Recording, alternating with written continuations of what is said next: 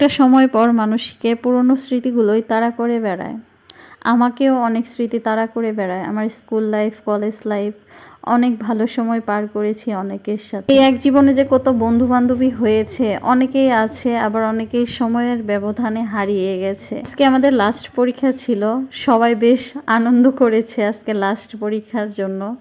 School লাইফেও আমাদের এরকম হতো, লাস্ট পরীক্ষার দিন সবাই গল্পগুজব করে তারপর বাসায় ফিরতাম। আজকের দিনটা খুব শান্ত স্নিগ্ধ ছিল, প্রচুর মিটিমিটি বাতাস ছিল। মনে হচ্ছিল যে মাথায় থেকে একটা বস্তা নামিয়ে রেখেছি। প্রায় 1 মাস ধরে পরীক্ষা দিচ্ছিলাম। যে মাথায় বস্তা নামানোর বিষয়টা, এটা শুধু যে আমার ক্ষেত্রে হয়েছে এমন না, আমার বন্ধু বান্ধবী সবার ক্ষেত্রেই মনে হয় এরকম ফিল হয়েছে।